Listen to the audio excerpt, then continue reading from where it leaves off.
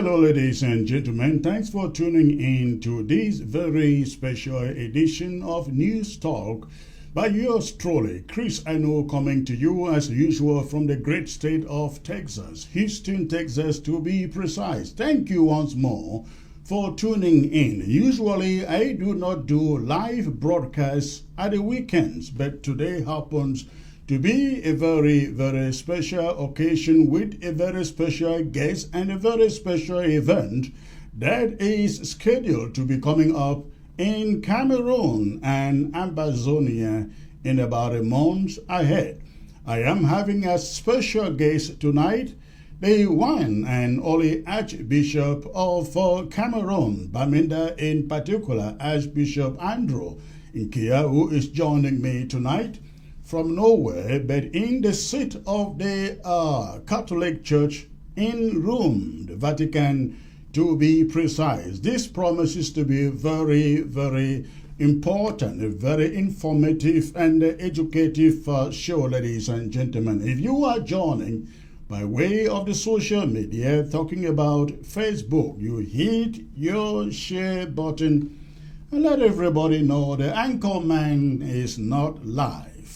He is indeed alive. This is not AI. This is Chris Ano himself. And if you are joining by way of YouTube, do me the favor, hit the subscribe button and the like button, of course, so that you are one of the first persons to be notified each time we are coming live with important shows like this one. Okay, so I will be right back, ladies and gentlemen, in less than a minute. Less than a minute, I will be back. So please, don't touch your remote. I'll be right back. ABS can help you reach your target audience like never before. Advertising on ABS, you'll benefit from our extensive reach and dedicated viewership. We offer special advertising packages during primetime slots and popular shows.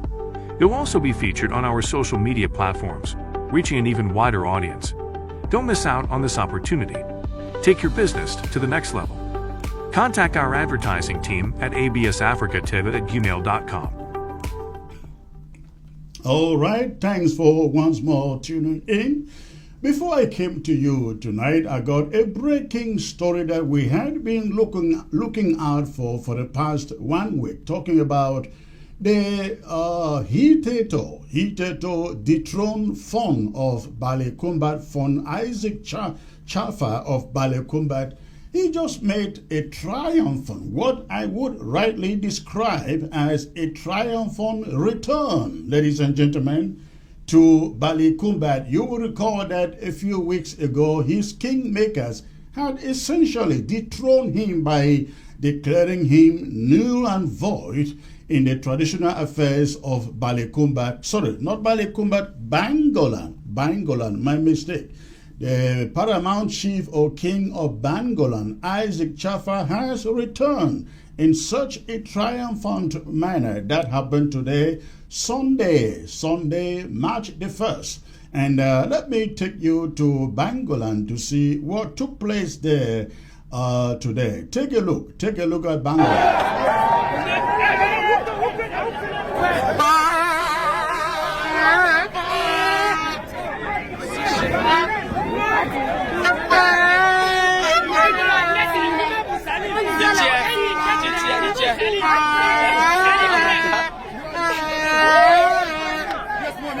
Avec vous n'avez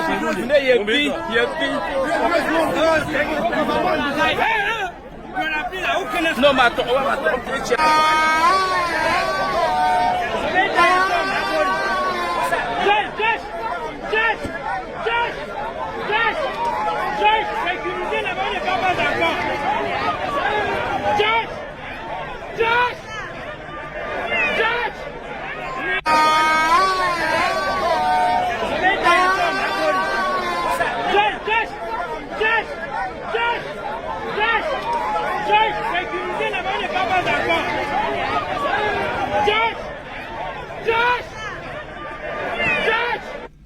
All right, again, you are looking there at Bangolan, Bangolan, ladies and gentlemen, the return of Von Isaac Chaffer, the paramount chief or king of Bangolan, who was dethroned recently. He promised a return just a few days ago.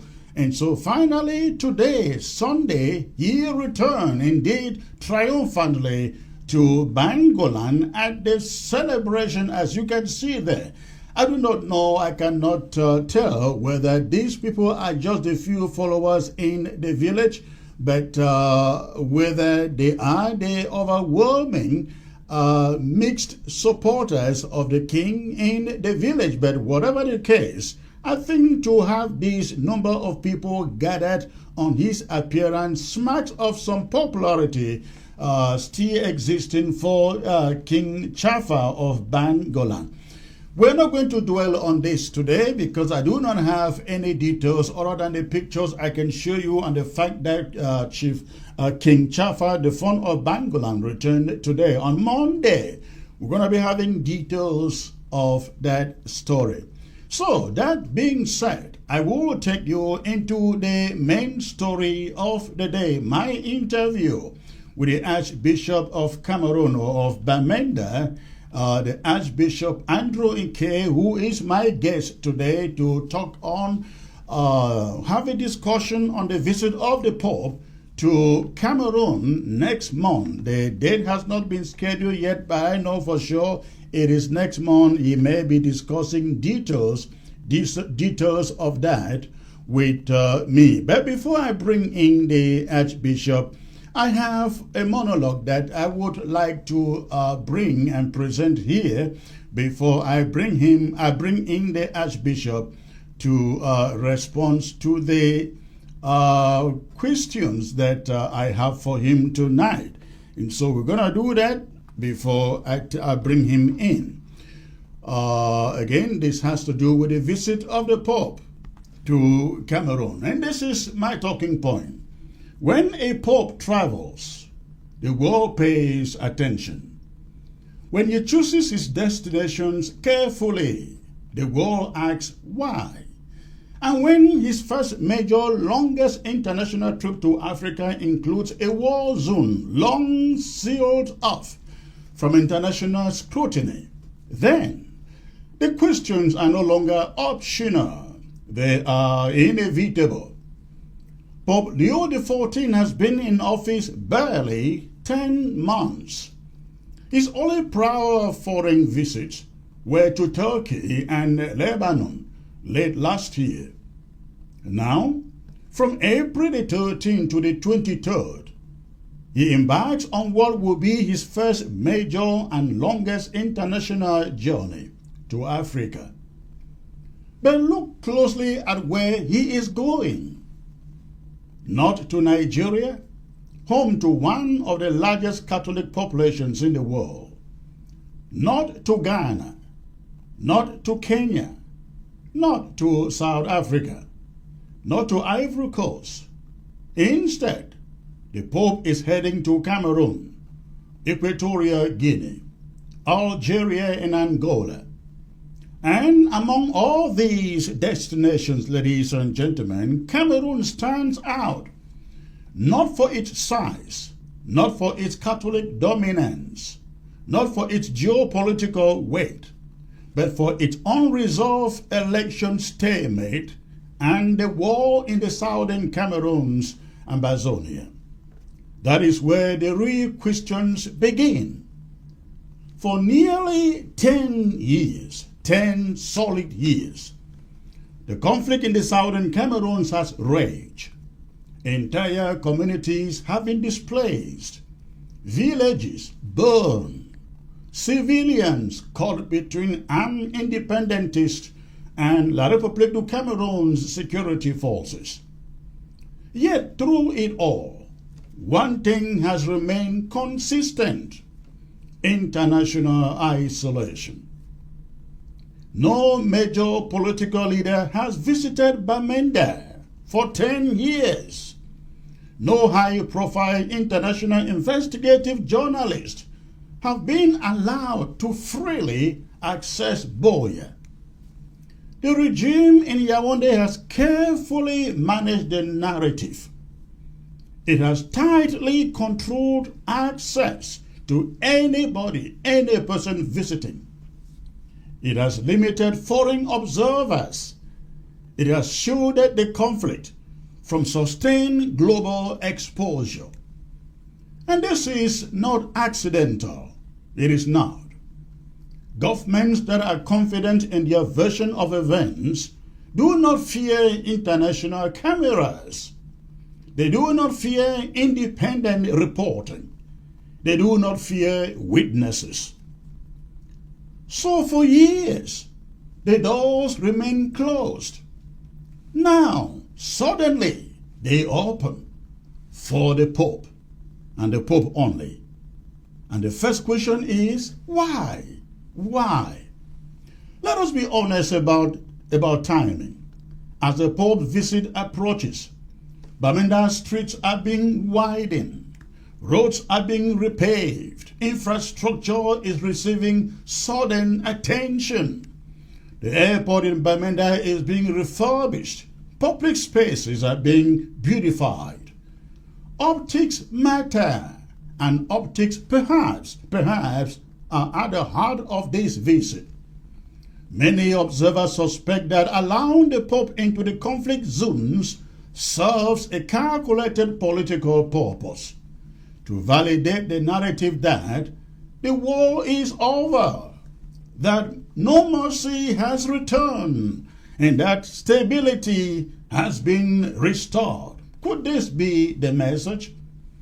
If the Pope walks the streets of Bamenda and celebrates Mass without guns blazing or visible disruption, what message does that send to the international community? If global media broadcast images of cheering crowds, refurbished streets and roads, and ceremonial receptions, what conclusion will distant observers draw? The optics could be powerful, and I mean really powerful. Powerful enough to override years of suffering in the public imagination. There is another detour that deepens suspicion. Reports suggest that this visit was heavily lobbied for by the regime in Cameroon, not initiated organically by the church hierarchy in Cameroon. If that is true, then one must ask, who benefits most from the visit? Is it the Vatican seeking truth and reconciliation, or is it the regime seeking validation? These are not accusations. They are legitimate questions. Now let us consider the second possibility here, the more hopeful one in that matter. The Vatican has previously expressed interest in facilitating dialogue between the parties in the conflict in Cameroon and Amazonia. There were murmurs of quiet diplomacy, signals that Rome might step in as a mediator. But then the previous pontiff passed suddenly, and the initiative appeared to stall. Could this visit be a relaunch of that effort? Could this be a fact-finding mission disguised as a pastoral journey? Could the Pope be seeking first-hand knowledge beyond government briefings, beyond filtered reports, beyond curated tours? If so, then that would be significant, very, very significant.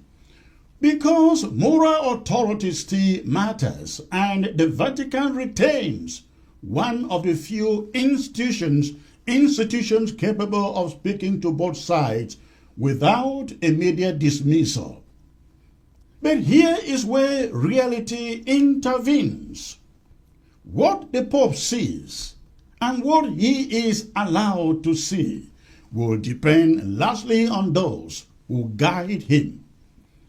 And that brings us to a pivotal figure, Andrew Nkea, Metropolitan Archbishop of Bamenda, and a leading voice in the Catholic Church in Cameroon.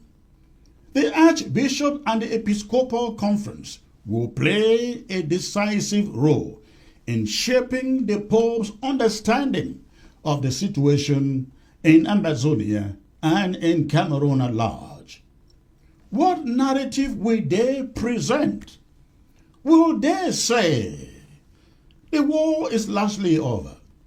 What remains are pockets of insecurity. The focus should be now political reforms in Yaoundé. Or will they say the conflict remains unresolved?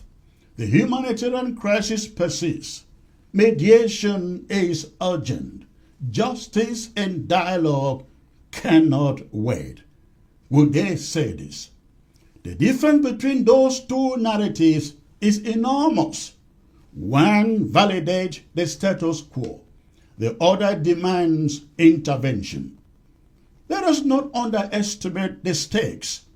If the Pope lives with the impression that peace has returned, that only minor reforms are needed, then the international momentum for deeper mediation may evaporate.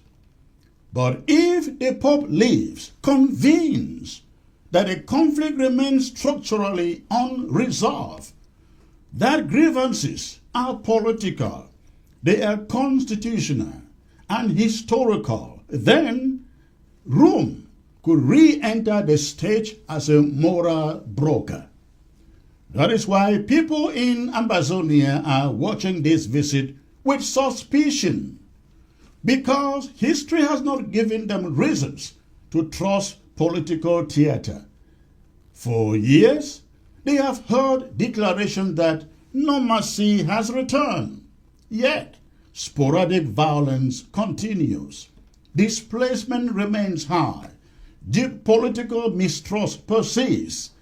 So when a global religious leader like the Pope arrives under state-managed conditions, skepticism is but natural. There is also a deeper psychological dimension to the visit. When a regime long accused of restricting international access, international reporters or journalists suddenly permit the Pope to enter, it signals confidence or calculation. Is this confidence that a narrative has been successfully contained, or calculation that a visit itself will serve as evidence that there is no longer anything to hide? That is the tension. At the same time, we must acknowledge that the Pope is not a naive traveler. The Pope is not a naive traveler. Vatican diplomacy is historically sophisticated. Papal visits are meticulously prepared. Intelligence is gathered. Reports are analyzed. It would be simplistic to assume that Rome relies solely on official state briefings. Yet, access on the ground still matters. Will the Pope meet displaced families privately? Will he hear from victims without security filters? Will he engage clergy who have openly criticized the handling of the conflict in Amazonia? Or will the itinerary remain tightly controlled? These operational details will determine whether this trip becomes transformative or merely symbolic. So yes, this visit raises many questions. Why now? Why these destinations? And why Cameroon? Why access after years of restriction? Who lobbied hardest? Who stands to gain the most? What will the Pope be told? What will he witness? What conclusions will he draw? We may not have answers until the visit is over. But one thing is certain: the impression the Pope leaves with and the message he delivers afterward could either entrench the current political narrative or reopen the door to meaningful mediation. For the people of Amazonia, that difference is not abstract, it is existential. And that is why this visit, more than any other thing on his itinerary, is wrapped in suspicion. Because in conflict zones, symbolism is never neutral. It either illuminates truth or reinforces illusion. And that, ladies and gentlemen, is my talking point on this subject. Again, I am being joined today from Rome by the Archbishop of Bamenda, Archbishop Andrew Nkea. Bishop, you know that we come from the same area, geographical area, but I don't know the pronunciation of your name. I don't know whether it is Nkea or it is Nkea. So please, finally by yourself, it's great to have you for the first time on News Talk. But I'd like you to correct the pronunciation of the name, please. Are you hearing me, Chris? I can hear you 5 on 5. Thank you very much. The real name, the name they call Nkea, is the name of my father. My father was born when he lost his senior sister. His senior sister just died. So his father, the name Nkea. So okay. To school, the name was too long. They were calling it Nkea. Right, yes, and when he went to school, I thought that is not the right pronunciation. Yes, Nkea. When he went to school, the headmaster could not write Nkea, so he wrote Nkea. And from that time, he has been called Nkea, and all his children have been called Nkea. So when you call Nkea, nobody knows who you are talking about. So it is an evolution to a modern form of the pronunciation of that name. Wonderful. Bishop, it's a privilege, it's an honor to have you on the show all the way from the Vatican. Unfortunately, we're not having a very good network, but we're going to manage it the way we have it. The Pope is visiting in Cameroon in the coming weeks. So let's say April, around April, between April 13th to the 23rd. Tell me, we have people who are watching, who are listening. Where will ye be in Cameroon or visit? Why in Cameroon? The official communique from the Vatican came out, and the Pope is going to visit Yaoundé. He's going to visit Douala. That's for Cameroon. But he is going to Algeria first for a day to visit the place of St. Augustine. And then he'll go on to Angola, back to Equatorial Guinea, and then he'll fly back to Rome. All he will do within 10 days. All within 10 days. Wonderful. So tell me, who invited him for this visit to Cameroon? Is it the Episcopal Conference of Cameroon, which you are the leader, or the government of Cameroon? I must correct part of your talking point, where you said that it is alleged that the government lobbied for this visit. Right. I can say with certainty it's not true. For the Pope to go to any country, He is the leader, the spiritual leader of the Catholic Church, but he is the head of state of the Vatican. And therefore, the Pope can never visit any country without two invitations. The invitation of the local church and the invitation of the state. And this is what happened in Cameroon. Already, when we went for the visit ad limina apostolorum, the visit of all the bishops in 2023 at the time of Pope Francis, we gave him an invitation to come to Cameroon. But the Pope said to us, no, I can't come. I'm not well. I'm not well to do that. And then I said, keep praying. Maybe my successor will come. And then, not long from then, he died. And the Episcopal Conference repeated its invitation as local church to the new Pope. And then the government had to also invite him because without the government's invitation, we don't come to Cameroon. So that those two invitations went, and that is why the Pope is coming to Cameroon. What would be at the center of his visit to Cameroon? We know that the Pope functions as a head of state in the Vatican and also as a religious figure, a very prominent one in that matter. What is the focus of his visit to Cameroon? Because the Pope would have gone to Nigeria, would have gone to maybe Tanzania, not any other place other than Cameroon that has been embroiled in war for the past 10 years. What is taking him to Cameroon? I must tell that the first reason coming to Cameroon is the grace of God.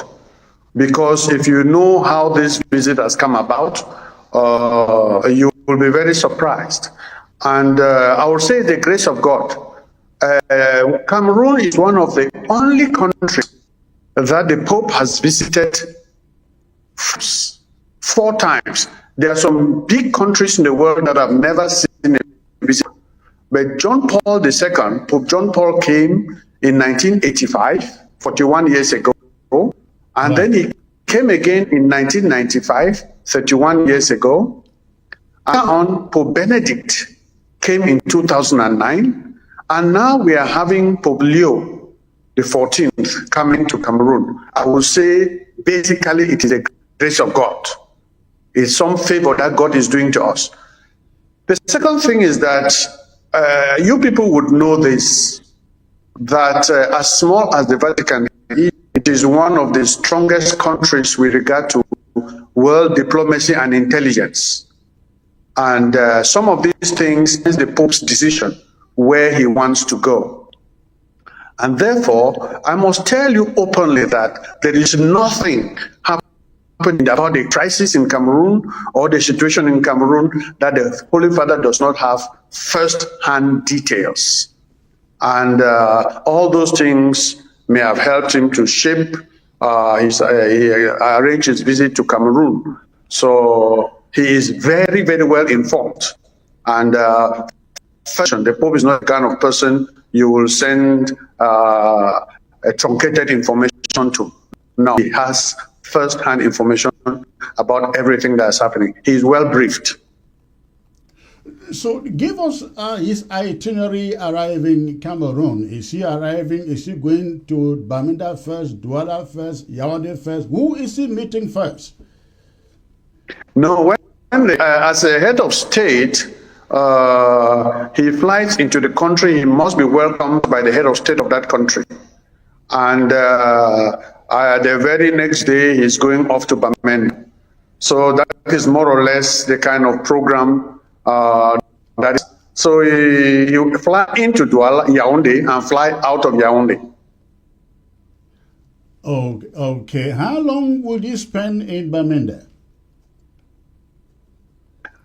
The detailed program is yet to come out, but as someone who understands and is noted on these issues, I would say that he will spend a long time in Bamenda, at least 8 to 10 hours.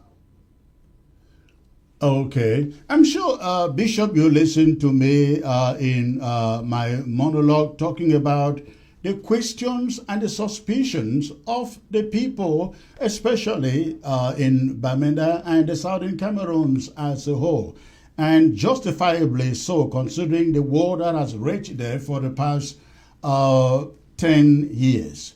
Who will the Pope be listening to? Visiting Bamenda? Is he listening to just the clergy, members of the civil society, activists? Who is going to be his audience besides the church? I think for the time being, we are still waiting for the validation of the list of those who's going to be listening. But I'm telling you that it is a cross-section of the people of Bamenda. It's a cross-section of the people of Bamenda. So what do you mean by that? That will be the detail. Yeah, it's not just clergy, but also civil society, traditional leaders, and it's a cross-section of the community of the Northwest and the Southwest region. Because to be clear, the Pope is visiting the ecclesiastical province of Bamenda, whose seat is in Bamenda. It comprises of the Northwest and Southwest. So the Christians of the Northwest and the Christians of the Southwest are joining together to receive him in Bamenda. And the Christians of Yaoundé are joining with the Christians of Betua province and the Christians of Garoua province. They will join in Yaoundé. And Douala Ecclesiastical Province, which comprises of 6 dioceses, they will meet in Douala. He is visiting the seat of ecclesiastical provinces. This is what is very important for us to know. Okay.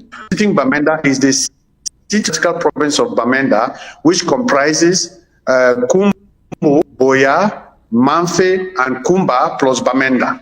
So there are 5 dioceses that are coming together. And so he's going to be listening to a cross of people from all these dioceses. If I may ask, has the Pope or the Vatican been briefed in depth of the humanitarian and political realities on the ground, especially in Bamenda, Boya? And when I use Bamenda, Boya, I use them symbolically to represent all of the southern Cameroons. I think, Chris, you know the answer to that question, because the work that Pope Francis was doing with the Secretary of State, you are aware, and the Pope has the briefings to his fingertips.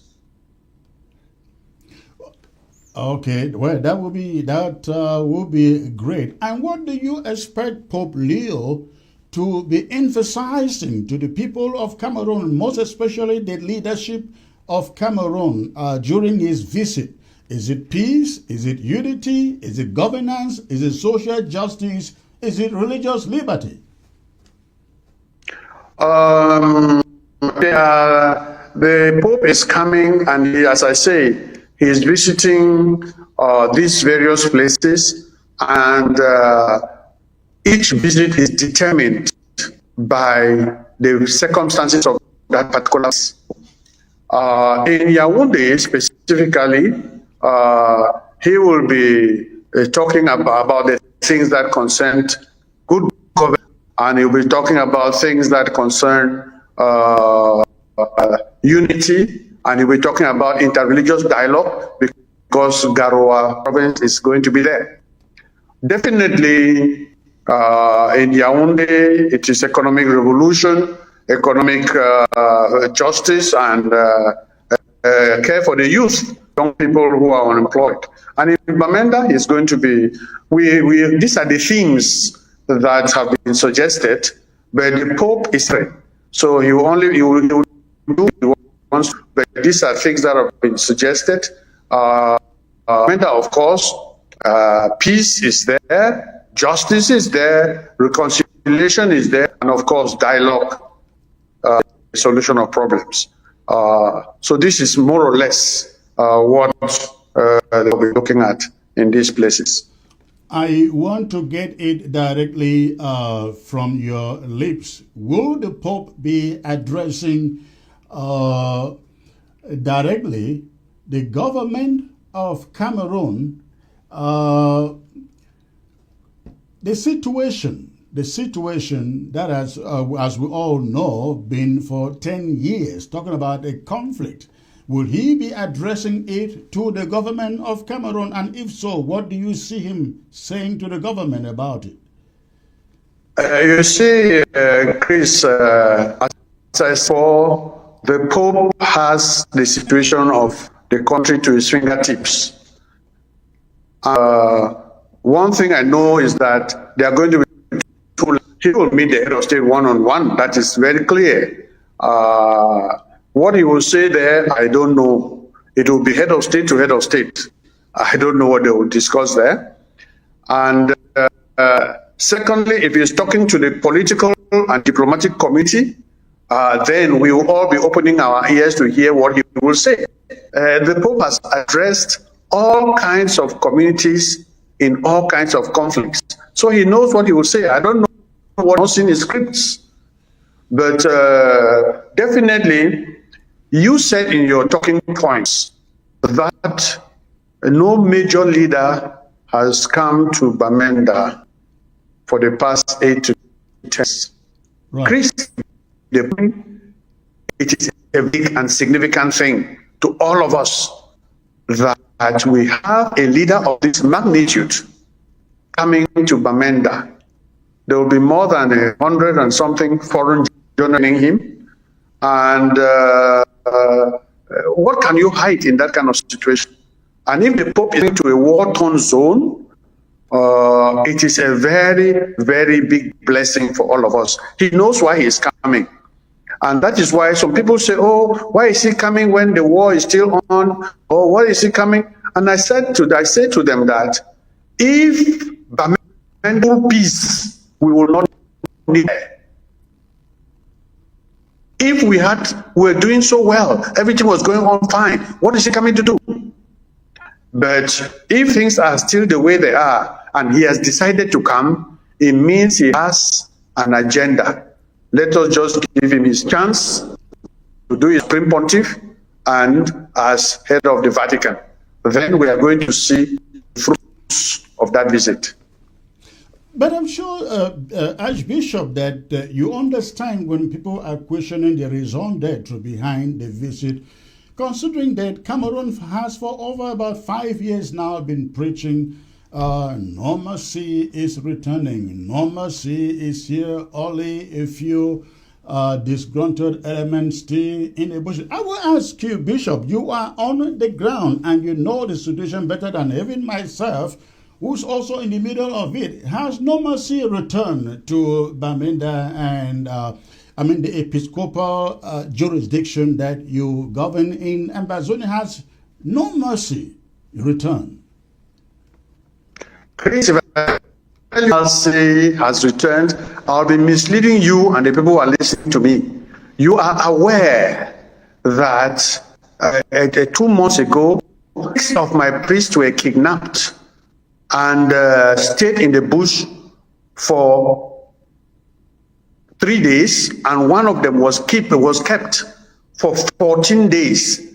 Is that normalcy? That is not normalcy. As you and me are talking, the road between Sabga and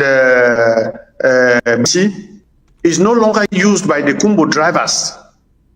Is that normalcy? And there are those roads still not passing. Is that normalcy? So when we say things are, I think people should be able to understand something. I will repeat on this your show what I have said over and over. When you look at the past 8 years that we have saw the 9th year, we say that things are getting better compared to what it used to be. But to say that normalcy has returned, Chris, I don't think I have ever said that, and I cannot say it now. Normalcy has not returned. We are working hard to see and ameliorate the situation, but it is still not easy. So normalcy has returned.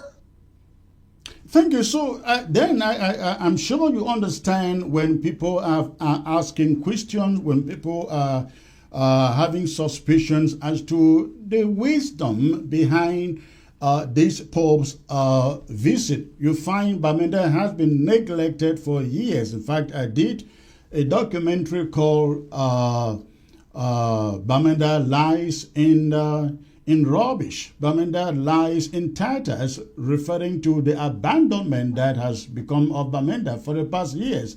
But then when you find the Pope coming and the streets are being widened, the roads are being repaved, and the airport is refurbished, we don't know how long that will go and what happens after he comes and go.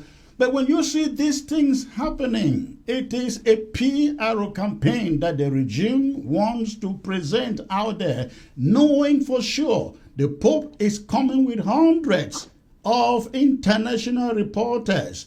So when Ambazonians say that we don't like this idea of the Pope's visit because it's all about propaganda for the state of Cameroon, you can understand where they are coming from, isn't it? It is very clear, but I would say to you that look at all the places the Pope has visited, even where there is peace. They clean up the roads, they fix up the towns. They are not cleaning the town because Pope is coming. They did it in 1985. When they did it in 1985, have a crisis.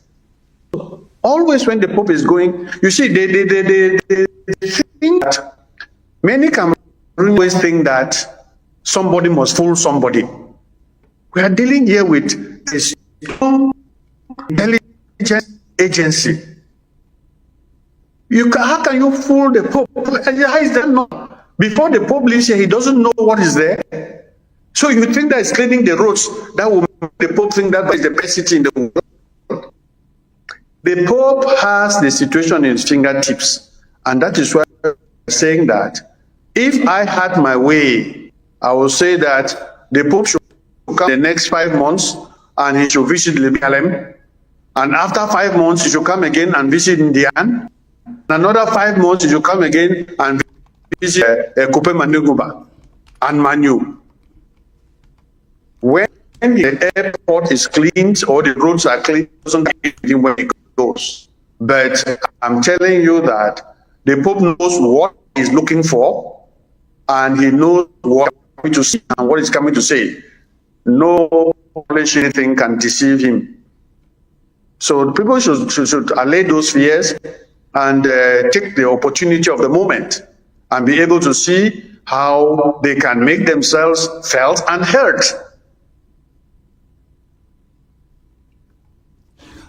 Okay. Has the Episcopal Conference to which you are leader formally advised the Cameroon government on the need for structured dialogue with Southern Cameroon's Ambazonian leaders? Well, as you know yourself, we have not only that verbally, we have done it in writing and word. The second thing I want to say is that you see, Chris, you have talked with me face to face sometimes, and I have always said that one of the biggest problems with the leadership of the independent movement is that they do diplomacy on the social media. It doesn't work. Diplomacy is done in a very quiet and discreet way, and you score a lot of points. I come on your show and start telling you that this is what we are strategizing, or this is what we are strategizing.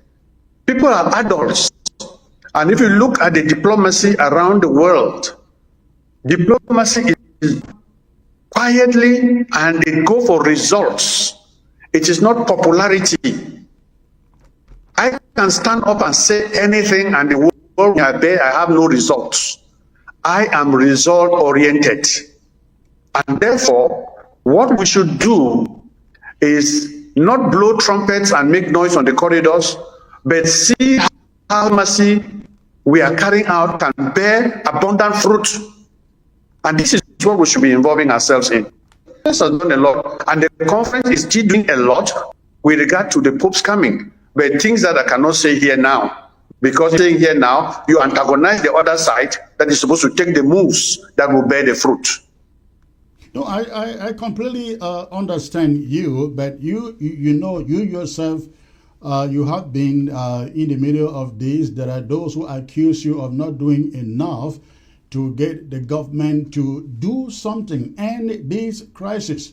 But sometimes I've had discussions with you, and you tell me what you would wish happen and what you are capable of doing. So when we ask a question like, has the Episcopal Conference sat down with the government of Cameroon to insist on negotiations, on dialogue? Has that officially been tried? It has officially been done under my leadership. It has officially been done under my leadership. And as I say, more things that have been done or tabled, which are not just discourse we are making, but even more that we have done, but which I cannot say here for diplomatic reasons and for reasons that you are dealing with two sides of a conflict. To make an enemy of the other side, then you spoil the whole dialogue. No, I get the point. I get the point. Let us talk about something that is at the heart of this conflict between Cameroon and the southern Cameroon. The Vatican tried weighing in last year under Pope Francis. Again, unfortunately, he passed, and the process, the initiative was stalled. You actually had a meeting with some of the leaders of Ambazonia to try to get that meeting with the Vatican to take place. Now, we have a new pope, and he is actually coming down on the ground to Cameroon. And as you have said, he knows what goes on the ground. Do you see Pope Leo picking up from where Pope Francis left in the peace initiative in the southern Cameroon? And how soon do you see him really getting deep into it, and I mean with urgency?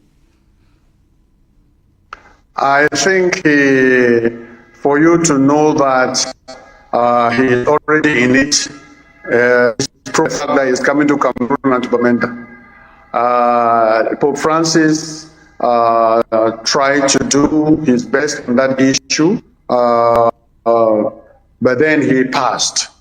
You would remember, Mr. Chris, that the chief diplomat of the Vatican is not the Pope himself, it is the Secretary of State. And the Secretary of State of Pope Francis, who visited Bamenda in the of everything, is still the same Secretary of State. So Cardinal Parolin has been in Bamenda at the worst time.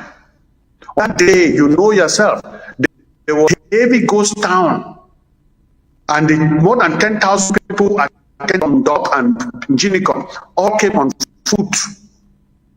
Cardinal Parolin is still the same. He's the same diplomat working for popes, and the same one working for Pope Leo.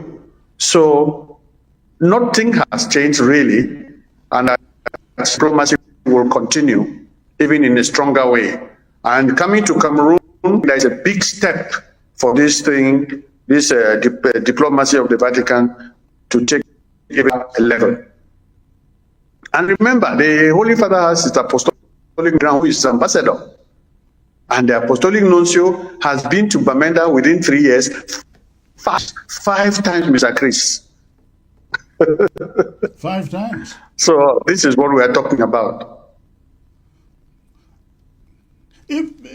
Archbishop, if you were to summarize in a few words, what the problem in Cameroon at the moment really is, what would you say? I will say the biggest problem we have in our community is lack of truth. Lack of truth. Yes. People do not recognize or stand by truth. And this is some disgruntled not. So people have to acknowledge the truth and try to live by truth.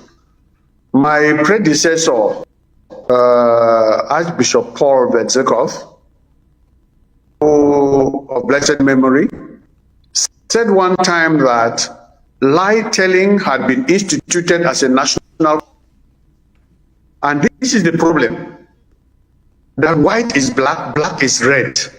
We must stand for truth. We must look at truth, but then truth with charity,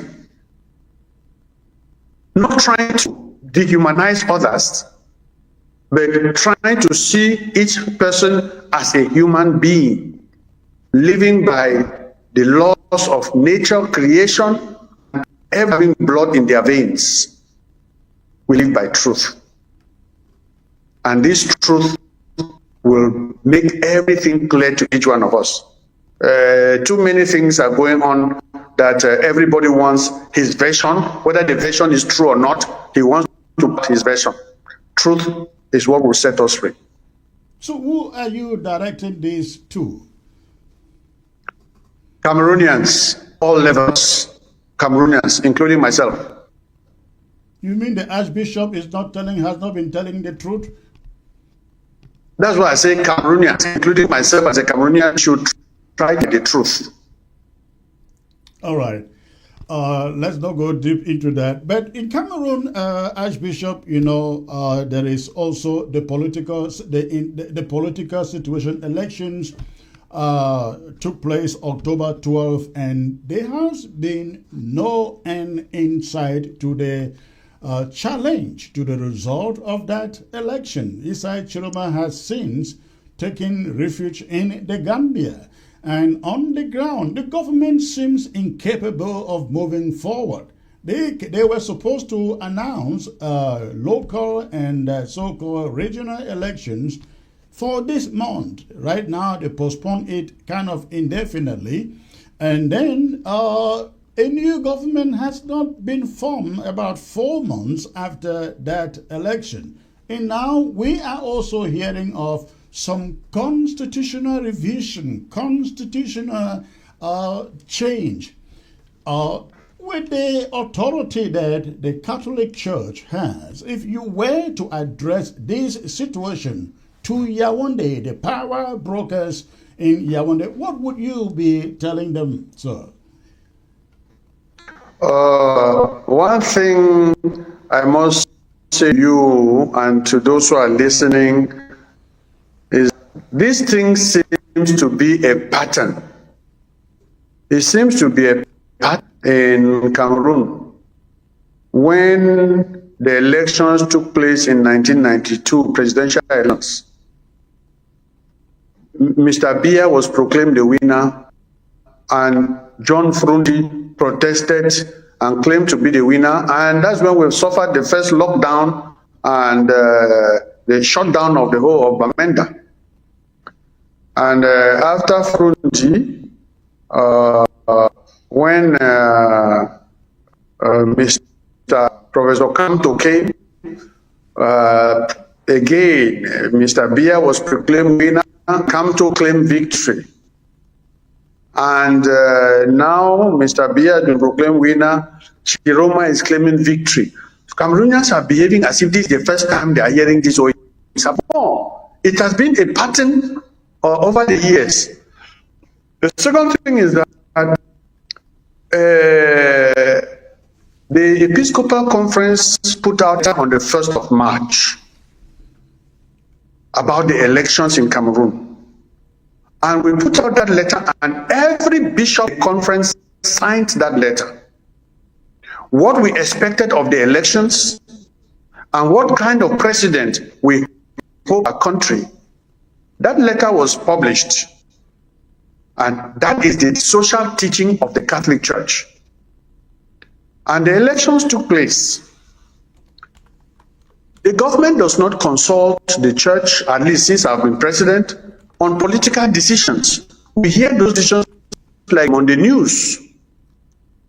And therefore, it is very, very difficult to make pronouncements. I heard on the news about municipal and parliamentary elections, like everybody.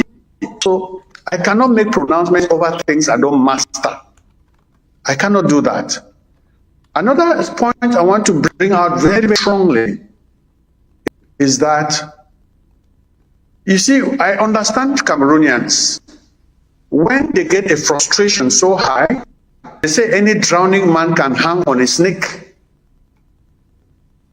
They say that, oh, the church has results, true results of election, and the Archbishop does not want to publish it. Where did I get results of elections? You see, people start spiraling some kind of information, and people start thinking that is truth. Where would I get election results in Cameroon? You know how Cameroon functions. Where would I get results? I asked to monitor the elections, and out of 34,000 polling stations, I was allowed to monitor 12,000. And even on that 12,000, we were not allowed, like any other observers, to make pronouncements. African Union monitored elections. European Union monitored elections. Many NGOs monitored elections. What suddenly to say that the church should pronounce results? Was the church the one that organized? This is what I don't understand. Until today, I'm telling me, oh, Bishop, you should have published those elections. Which results? I don't have results of elections. These are some of the things that Cameroon have to know, that the Catholic Church is there as a moral voice. The Catholic Church is there for the good of the people and the growth of our people. But sometimes you arrogate to us more powers than we actually have when it comes to dealing with the state. We are as frustrated sometimes as you are. Bishop, I don't think any reasonable person would expect the church to announce election results. That would be contrary to the set rules. But I think at the same time, the church owes the people the moral authority to say to the government, the results you put out there isn't what we saw in the fields, right? Yes. I attended the polling station. I voted in the polling station in Old Town, Bamenda. And we went back for the counting of the results. In that polling station, we saw what we saw there. For the rest, we got figures and comments from observers. But we are not allowed to pronounce on election results. That is the condition under which they gave us observation. Observations to the powers that be about what we saw. It is for them to change. And let me tell you something, Mr. Chris. If Cameroon wants to be helped, all these things about elections, etc., electoral code. Once the electoral code is properly written, all these things about who has won and who has not won will be clear. But know that the human person is complicated. Even in America, where you live, where they have all kinds of machines to count the election, Mr. Trump still claims in his second term that he did not lose, that Joe Biden frauded election. So human beings are human beings. But at least let us make the steps that will guarantee some kind of fair play where people will not be contesting and recontesting elections anymore. Yeah, the problem in Cameroon is that even if you have those fair rules in the books, people will still not believe, because when you have a situation where the incumbent appoints who runs those elections, the incumbent appoints the Supreme Court judge or the Constitutional Court judge who legalizes the elections. He appoints the officials for that election. And knowing their history, there is no way you can trust them. But let's look at one more thing here, Bishop. You are considered a very powerful man, a very, very powerful religious personality. Just can imagine what Cardinal Tube used to be. You essentially replaced him. You are powerful. You can knock the door of the president and walk in. You can knock the door of the prime minister and walk in, and they will not say, who are you looking for? Bishop, have you had opportunity to speak truth to any of these powers in your own day? Mr. Chris, I said to you that we have to build our world on truth. I have. I may not go into details, but I have. Okay. And I have been, and all the times I've spoken like a bullet, but it is not my place to come out and start boasting things. I don't do that. I try to respect myself, because when I come in the first time, I want to be welcome the second time. Okay.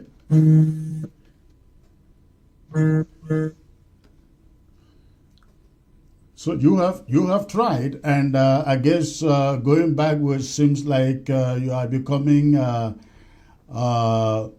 boredom to the powers that be. I guess that's what you are saying. Really a boredom, but say that they know that if I walk through their house, I have only one thing: truth. You see, Chris, we have met a few times and discussed. The way I speak to you is the way I speak to any authority. I don't mix things. 99.9% of people who talk about me, they don't even know me. They go to social media and they see things. And today, talking to you on your social media is the only day that some people will ever know that I even know you, have met you in life. I don't go telling people who I meet. I want results. I don't want popularity. I want results. Okay. I mean, we really all want those results. What, Bishop, can you make? I mean, you live with the people out there in Bamenda, and you see what they go through. When they come to you, what are they telling you about the suffering, the pain, the killings in the entire territory? What are they saying to you? One of the things I must tell you is that being in Bamenda for 6 full years now and staying in Nkea, the dynamics are not the same. When the people come to see me, they have some very, very basic problems, beginning with the humanitarian problems. And I have Caritas, and my Caritas is working very hard to make sure that the people have their basic needs, and the hospitals, to take care of their health, and a lot for the IDPs, children who cannot go to school and pay school fees. In the interlands where government schools are not functioning, all my schools are open. Most of those kids there cannot pay school fees. The church pays their school fees because we have to pay the teachers. And Caritas does a lot of humanitarian work for them. You see, my only advice on this platform would be, if you have a grip over some of the soldiers on the ground, can they loosen their grip on the people? The people are suffering. And they normally say when 2 elephants fight. Why would, I mean, if soldiers torture the people, we can fight back. But when the the separatist fighters who claim that they are people start torturing the people or blocking roads and collecting money and declaring some streets unpassable, why are the people suffering like this? Why are we suffering? We have suffered a lot, both in the hands of the military and in the hands of these boys. Why are we suffering like this? What have we done?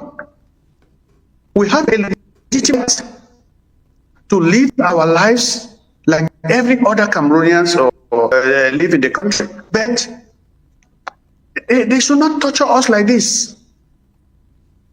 If they are fighting a war, let the war be between this. Why are women and children involved? These are some of the difficulties we have. And I know all this because I go around and I talk to the boys when I meet them on the road. And my main message is, please do your own people. Don't torture the people. Bishop, one of the problems there, again, I totally agree with you. Sometimes lots of civilians are persecuted by people carrying guns. And those people carrying guns have not always been Ambazonian fighters. At the beginning of this war, Paul Atanganji had boys well armed in Bamenda pretending to be Ambazonian fighters. We have also seen rogue boys pretending to be Ambazonian fighters, carrying guns, picking up people. Let me give you a story that I don't think you know. I received a call from my Nkea. This was about 2 years ago. And this man had been kidnapped and taken to the bush. And they were asking for 10 million CFA from him. This guy had just gone on retirement. And somehow some family members happened to know me, and they thought calling me, I will be able to put sense into the heads of some of those boys, thinking they were Ambazonia fighters. So I said, hey, how do I reach these guys? They said, the family said, the boys collected his phone. They are using his phone to receive calls. I said, okay, what is his phone? They gave me the phone number. I called, and the boys holding him captive picked up the call. And I said, hey, how are you? This is Comrade Chris. I know, how are you doing, my generals? You know what the response to me was? You say you be Chris Wetty. You be Chris Wetty. So to tell you, now, a few weeks after, the legitimate Ambazonia restoration fighters picked up those very boys. And you know what they did? They had no guns. They went, used wood, got the head, the iron pole in the umbrella. They stripped it, cut it, wrap it on a piece of wood to look like a gun, and they use it to pick up people pretending as if they don't obey. They shoot them, whereas they are not Ambazonia fighters. So they were picked up eventually in the same inquest by the legitimate fighters. And guess what? They confessed to all of those. Only recently, boys in Nkea, Ketunjia, and Banso also picked up rook, so-called Ambazonia fighters who are just rook boys, harassing people, picking up people for ransom in the name of Ambazonia. I'm not saying that some Ambazonia fighters have not engaged in some of this rook behavior, but often, majority of the times, these people are not Ambazonian fighters, and we condemn them with the slightest opportunity we have. I have used television to do it. This war, I have said, is not against our own people. It is against the regime. Our fighters must focus on persecuting the uniform wearing or gun-toting armies in Ambazonia coming from La République du Cameroon.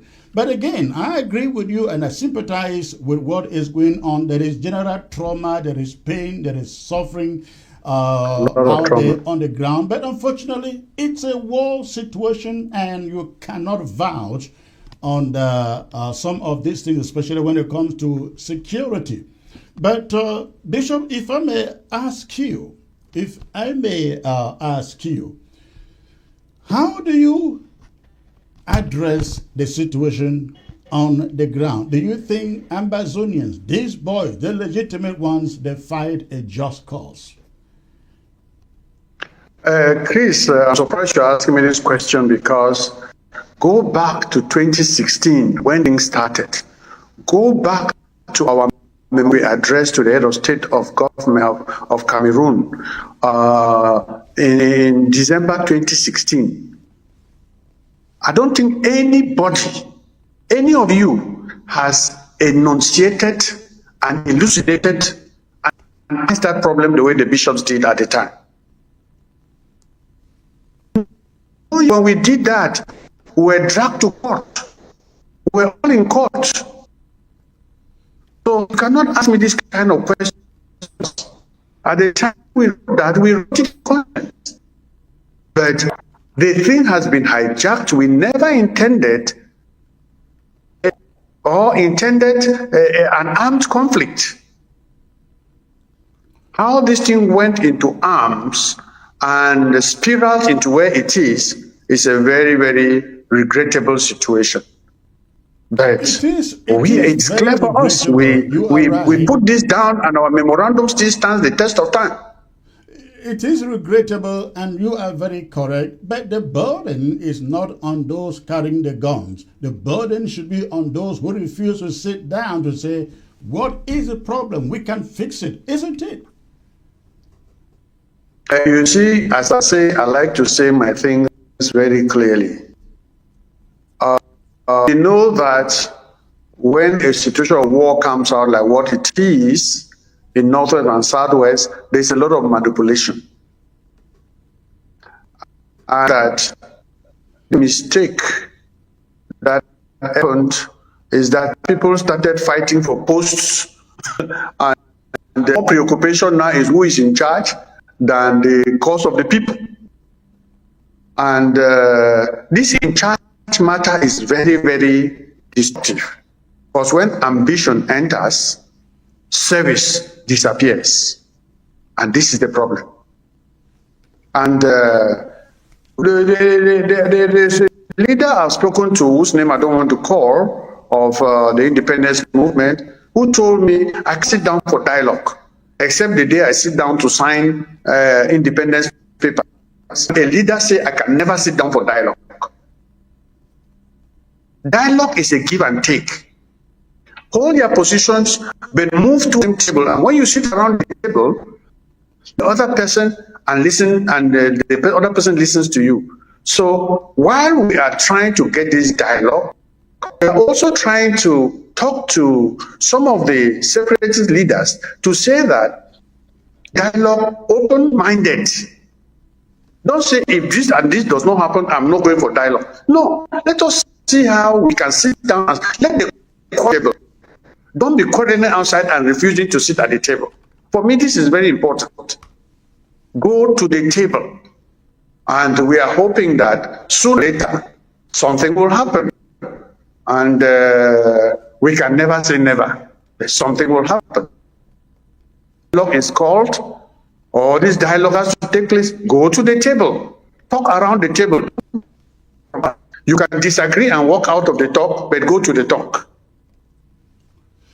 No, you are absolutely correct, Bishop. I think anybody suggesting that you cannot go for dialogue at any cost, whatever, it is ignorance, because you like it or not, this conflict will end on the dialogue table. You can do without it. And I think most knowledgeable, experienced leaders in this thing know that that is where it is going to end. We are open to sitting down with La République du Cameroon at any given moment, for as long as we know that our security is secure.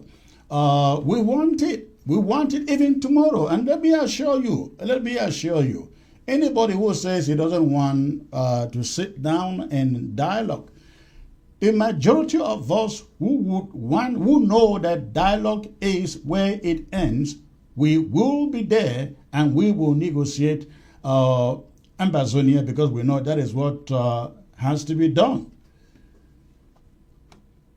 I think you are very right. I've had a one-on-one with you, and I know the way you think.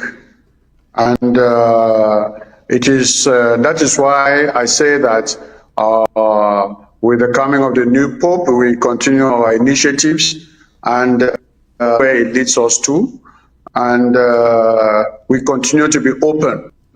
And you know that also it is not easy on the other. So there are people who want dialogue.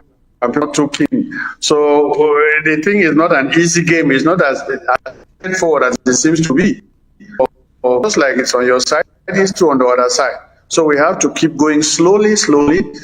One day we hope to arrive at the point. First World War ended around the table. Second World War ended around the table. Other civil wars ended around the table. And a separatist conflict that will not end around the table. Definitely it will end around the table. Dialogue is more important than guns. And once we dialogue, you will see that something that has killed so many people will just end in a way we'll start saying, why were we killing ourselves? But dialogue is very, very important. I use this platform to really call on anyone who is responsible for this kind of thing, that dialogue is a move towards dialogue. Sit down and talk. Let's not be afraid to talk. There's nobody who is a lion or who eat the other. No. Let us sit down and talk. We improve the situation. But guns can never improve the situation. And as you say, once people are carrying guns, it is very difficult to control atrocities. So this is my stand on the issue. Well, I agree with your stand. However, how much I agree on dialogue, we have no control, absolutely no control about that. The burden is on the side of Cameroon to show that they want dialogue. You know, remember, this has happened before. The Swiss initiative, Ambazonia did not walk away. Cameroon walked away.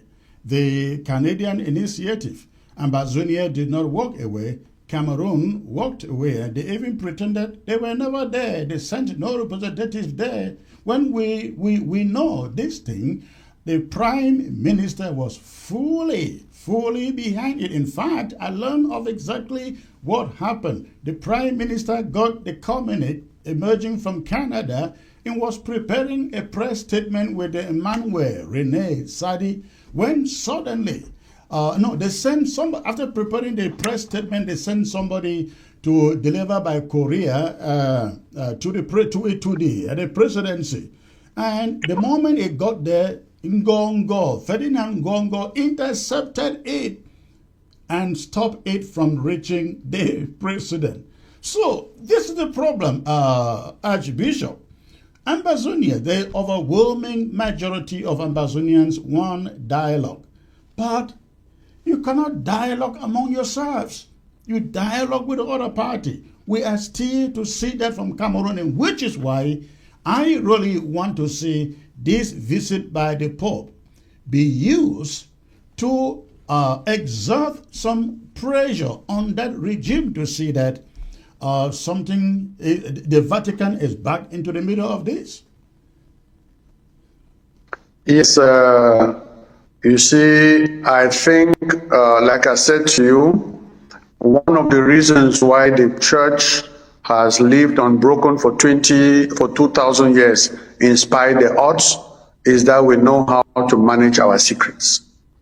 And therefore, I want to congratulate you for the position paper which you put out, extending into dialogue.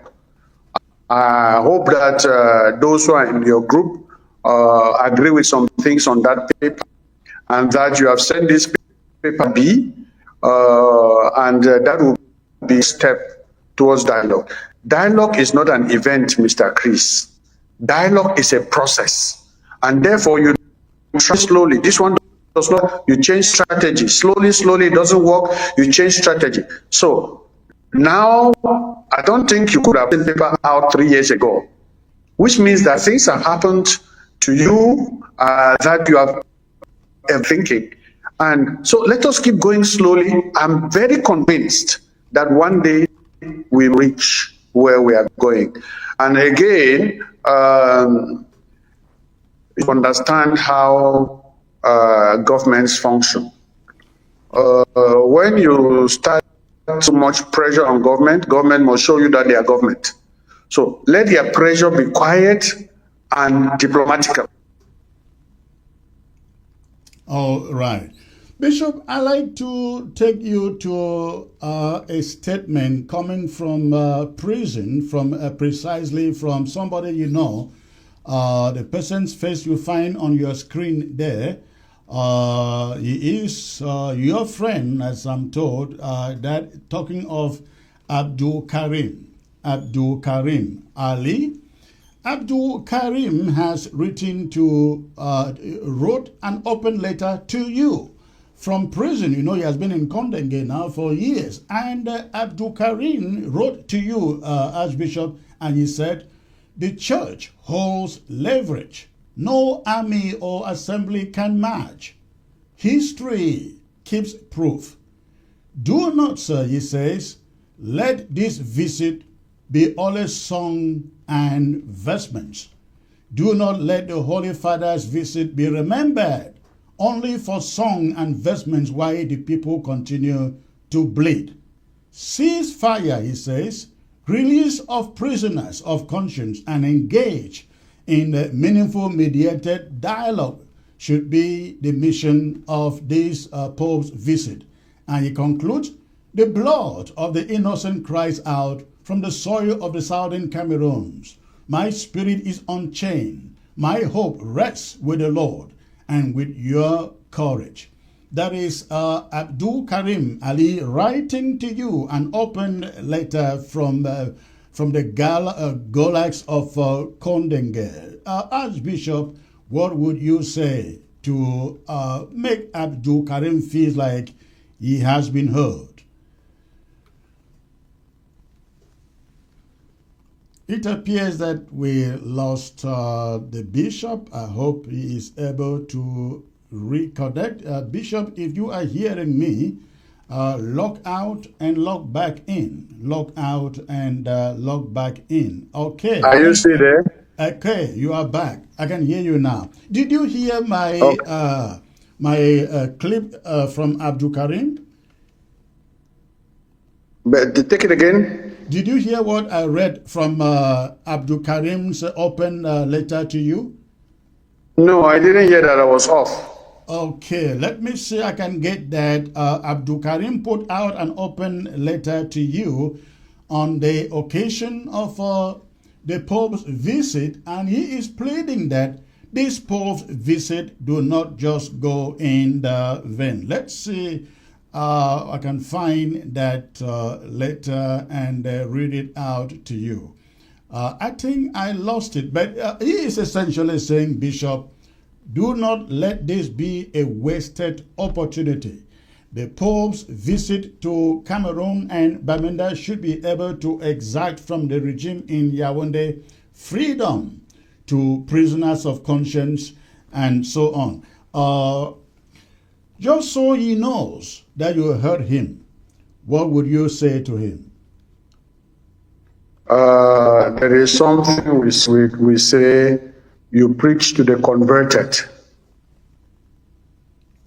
And there's no need preaching to the converted. Abdul Karim knows me very well, and I know him very well. I visited him in the cell in Bamenda before he was transferred to Yaoundé. And I've given him a lot of discussion of things on this issue. And like I say, the social the place to do diplomacy and solve problems. Abdul Karim should have had the confidence to know that the Pope's visit cannot be wasted. And when he says he's preaching to me that I should not waste the Pope's visit, it means that it is very difficult to and all that we have done and all that we continue to do. But I heard Karim. Karim could have addressed his letter to me but he put it on social media. There are people who are already fighting what he's saying. He should have addressed the thing to me. But Let he them did, know though. how He to handle addressed it to you. problems. Maybe he doesn't have a direct contact for you, being that he has been incarcerated for all these years. No, brother, yes. Let's go on to the other aspects of the prophecy, yes. All right. All right. Bishop, one thing we do here is open the live phones for a few minutes to have our audience ask a few questions. If you have 5 more minutes, we can do that, please. Make it 2 or 3 minutes, Mr. Chris, All right. because All right. All right. yes, we hung around for a long time.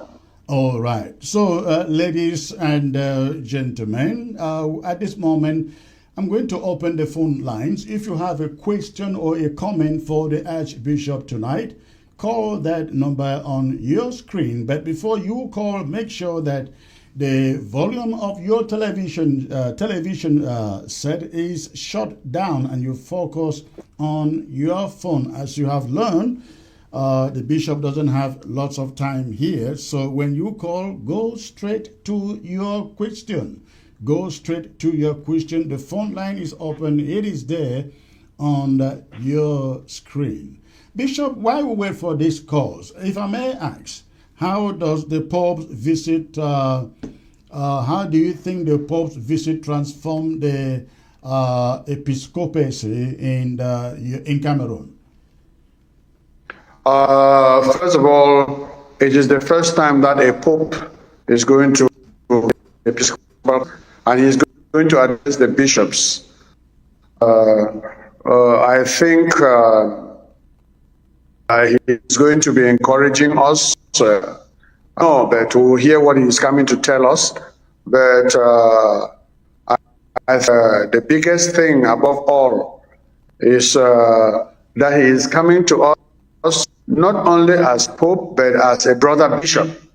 Just like Jesus said to St. Peter, Peter, I have prayed for you that the devil may not take hold of you.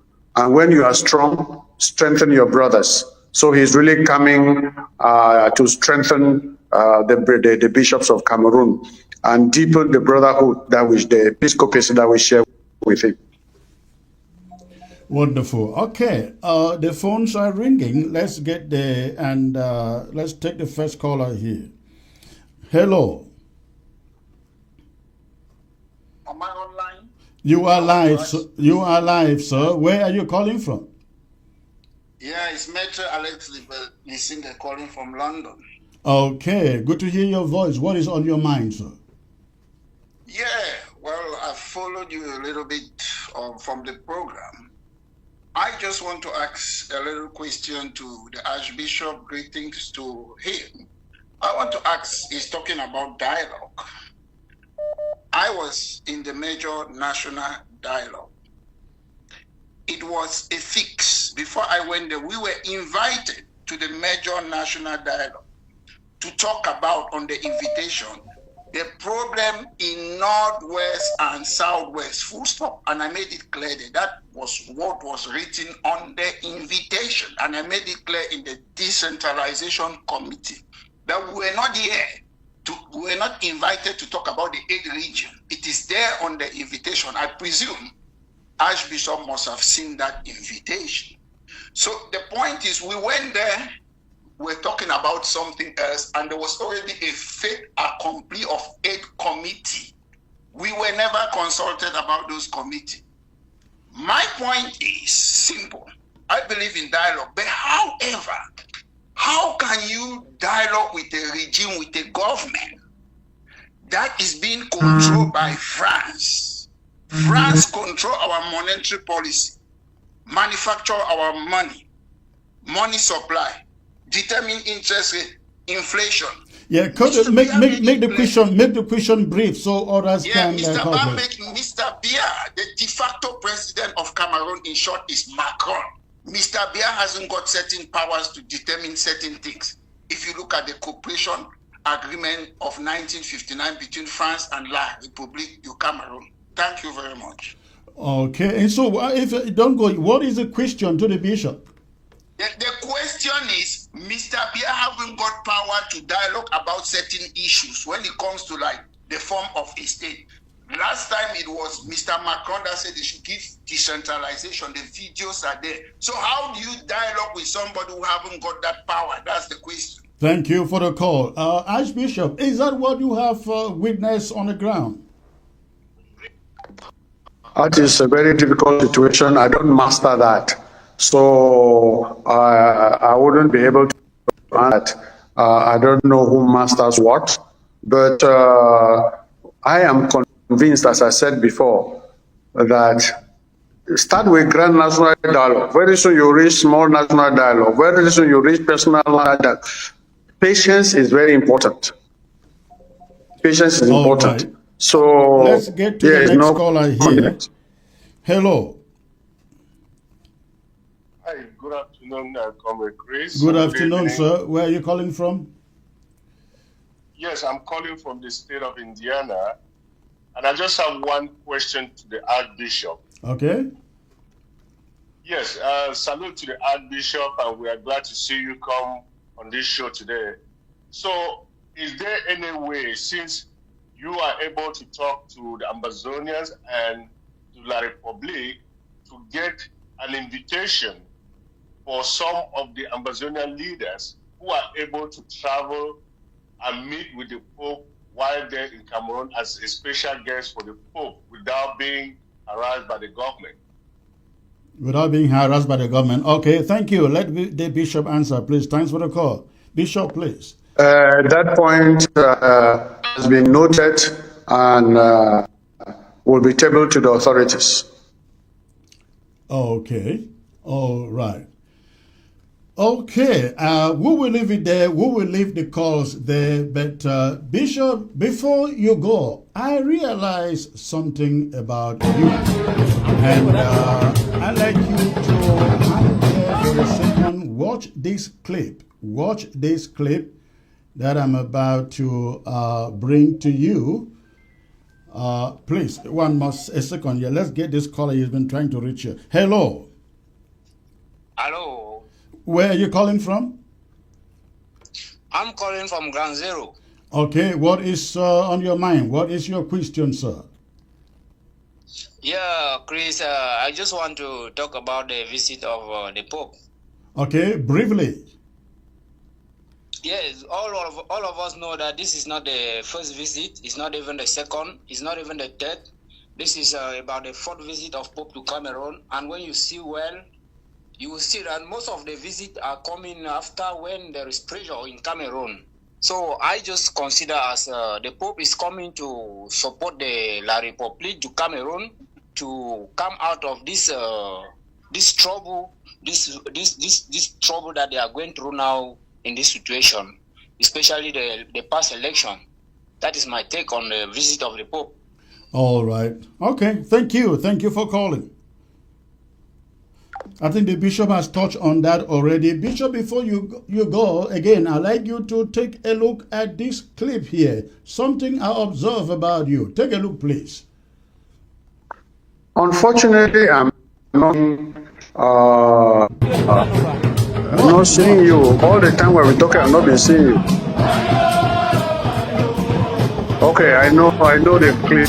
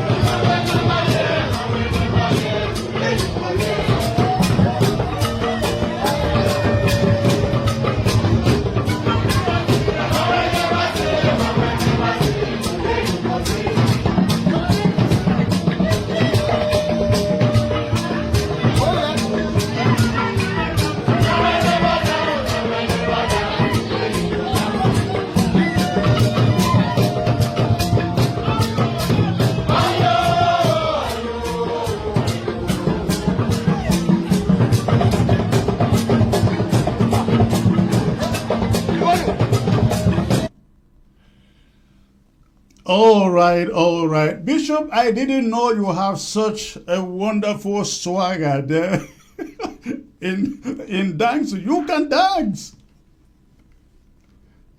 My brother, that is how we out some frustrations that we get. We'll go and dance traditional dance. And, let me tell you something that many people don't know about me.